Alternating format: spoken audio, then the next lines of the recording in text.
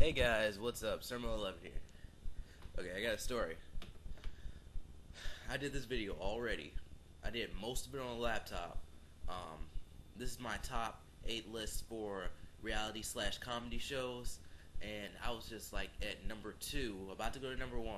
That sounds very inappropriate, but yeah, it just my laptop died on me, and my laptop has a battery problem, but I don't know what it is. I just love talking and just like giving my thoughts out to the YouTube community. I just love making videos, so I'm going for it again.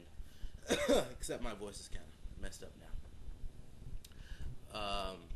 Anyways, when I first did this, I had like I had this long introduction about how all my technology wasn't working. Like my iPod, every techno technological device that I touch and try to like make a YouTube video out of starts to break. I actually have my iPod right here, the new one. I was about to film a video on this. I actually dropped this thing today. I'm glad it landed on the back though, because it's not scratched, which is weird. I don't have a case yet. Anyways, top 8 comedy slash reality shows of 2012. I didn't really have that many, because best YouTubers was way over 12. Um, Anime was at 12. I think the manga's at 12 or even over 12. Nope, nope. Manga's at 10. Wait, no, it's not. It's at 12. Yeah. Manga's at 12. Cartoons are at 10. And yeah, that's all the top videos I'm doing of 2012. So, yeah. Number 8, Super Ninjas. This is a Nickelodeon show, basically about a boy who his name is Mike. His grandfather died. His grandfather left him some kind of a ninja. It was his destiny to become a ninja, so his grandfather left him some ninja stuff. His grandfather is now a hologram, and his grandfather trains him, and his friends kind of got in on it, and now they fight villains and stuff. First episode's pretty cool because the introduction, like, they didn't do more things like that. Like, they threw things at him, and I think he like dodged him or caught him or something like that. And it was like they had slowed it down. And they haven't really done any special effects like that in later episodes. And I don't really like the show that much. I'll watch it, but it's getting a second season, which is pretty cool. The main problem with me for the show is like it's one of those shows where villains are introduced, but they're not really major villains. They're just kind of like they're introduced, and then you fight them, you beat them, they're gone, and then they might come back. Some of the villains come back later, and then only one I think is like really might be concerned towards the plot. Um, it has a little story there. It was a pretty good twist towards the end. Don't really spoil that for yourself, but you should probably check out the show. Tell me your opinion. Um, the fight scenes look fake. I know it's like you know, they have to look fake, I guess, or it's not supposed to be realistic. But seriously, some of the fight scenes, I'm just like, oh, this is. It doesn't look like they're hurting each other or anything. Uh, I don't know. Um, I would say my favorite episode is probably the one where I forgot the girl's name. Uh, the girl character on the show, when she takes like the lead role, she takes a lead role in one of the episodes, and I thought that was a pretty good episode. That is definitely my favorite one. I'm sorry, but I don't really remember her name. I remember her real name, which is Gracie, I believe, or Grace. And yeah, number 7 is Shake It Up. This is a Disney show, Disney Channel. Um, it's about these two girls, Cece and Rocky. It's kind of really hard to determine which one is the main character, but the way they handle the show is kind of like they're both the main character, but I don't really think that. I think Cece's the main character. Just saying. Because a lot of the events happen in her house instead of Rocky's house. Um, this show it's about dancing. Shake It Up Chicago, they're on a dancing show, but it's kind of the same thing with like iCarly. We have a web show, but that's not really the main point of the show, even though it's kind of like in the name. I mean, it's like we have this concept, but we're not gonna do that. We're gonna make it more about their lives, and I know they do that with a lot of comedy shows. It's just I'm not into that. I just dropped the show. I kind of got into it like I forgot, it was either 2000 at the end of 2010 or at the end of 2011, and I was just I guess I wasn't feeling that good, and then I started watching the show. I was just like, this is so awesome, but now I kind of dropped it. And actually, there was some drama between I believe it was Davis Cleveland who plays Flynn on the show. Flynn, yeah, I think it's that. And then he was like in a fight with Demi Lovato, and then he was actually cursing and stuff. And it's kind of weird because he's like a little kid, and he's like super young. It's like who's teaching him these words? And you're on Disney Channel. You shouldn't be cursing at all. You do that when you get off of Disney Channel. By the way, I'm gonna have a video on that eventually. Um, so yeah, Shake It Up. It's all right. I'm kind of getting out of Disney. Some of my friends got out of Disney when they were like elementary school or middle school, and I'm just getting out of it now. I'm not gonna get out of it completely. I'm still gonna be watching like the cartoons, and I'm still gonna be watching a few of the comedy shows, but I won't be watching stuff like Shake It Up, Austin and Ally. I really don't like that. Sometimes I wake up and then like my TV is on. It's on Austin Ally. I'm just like, oh my god. Apparently Austin Ally was really popular. What else? Ant Farm. Don't like that. Jesse. You were better on Sweet Life. My favorite like comedy shows for Disney would have to be like That's So Raven, top, amazing, number one. Kind of like started. I feel like she kind of started these, or she made them better. Her as a character, if that makes any sense. Yeah. Sweet Life on deck. Sweet Life, I feel like it would have been better if they went back to the hotel. Just saying, bring all the new characters and the old characters together. Cause like the Sweet Life was so cool. Cause like every episode involved like they have like such a large cast of characters. Even if it's just like a small part in the show.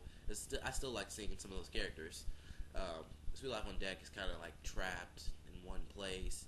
And you can keep adding places to a boat, but that's kind of weird, in my opinion. Yeah, so I was talking about my favorite Disney shows. I think that's it, like comedy wise. Phil of the Future. I'm not really sure if that's considered comedy. I thought it would be like comedy if like there's laughing and like emotions and stuff they add to it, but whatever. Number 6 is Figure It Out, which is Nickelodeon show. I've been really into the Nickelodeon game show stuff. There was like actually this channel called Nickelodeon Gas. I believe it stands for games and sports, but that's just that's what I think. I haven't actually looked it up. It had like this show about a temple which had like different teams, and they competed in different events, and in the end there was one team, and then they would have to go in the temple and then like complete these challenges. And there was actually another one where like these people were actually in a video game. The way it looked on TV, it looked like they were in a video game. I'm not sure how they actually did it live and in person. And there was another one where they had to climb this mountain and reach the top, and it was like apparently like a maze or something. I thought that was pretty cool. But I know they've tried to bring back one of those. I believe it's called Guts. Isn't it called Guts or something like that? They try to bring these shows back, and they don't really work. And I think Figure It Out is like one of the only shows that has worked so far, because they brought back another show which was like a game show kind of like this, and that's gone. And they have Jeff hosting all of them, which is weird. He used to be a Pig Boy, by the way. And Figure It Out is basically a show where they have a panel of celebrities, 4 celebrities from various Nickelodeon shows, and I don't know why the House of Anubis people are there. I thought that was like a show done in another country or something. I just don't like House of Anubis. I'm sorry. It's just like I wake up and then it's like, oh, House of Anubis is on. I don't like this. Apparently that's popular too, so maybe I don't like the good stuff. And you have a kid who has a talent, and the celebrities have to guess the talent. And if they don't guess it, the kid wins a prize, wins a lot of money, or a trip or something. They don't give out money, I don't think. The kid wins like a trip or something. And then some of the prizes got really repetitive. And I guess that could be exciting. You're going on a trip or something, but for me, it's just like, oh, yeah, they're going on a trip. I would wish they would have provided more footage of the trip or something. And some of the talents just you can't do on TV. Some of them just like one big example I like to bring up is the guy who had the lava sauce burger. He seemed like kind of a jerk to me. I'm just saying. You rewatch that episode to figure it out. He that lava sauce burger, and then basically the contestants they tasted it. Um, but another example is like someone had like brought their own jam or something, and then like you have to get like Jeff or someone to start having the people clap for them and then it's just like a slow like non-emotional clap. And you have an episode where this guy's like doing flips and stuff on a pogo stick, and you're just like, oh my god, that's amazing. And it's just like some of the talents you can't do those on TV. They might be cool, but you still can't do them on TV. By the way, I did a review of Figure It Out, so you should definitely check that out. Because I worked on that this summer, I believe.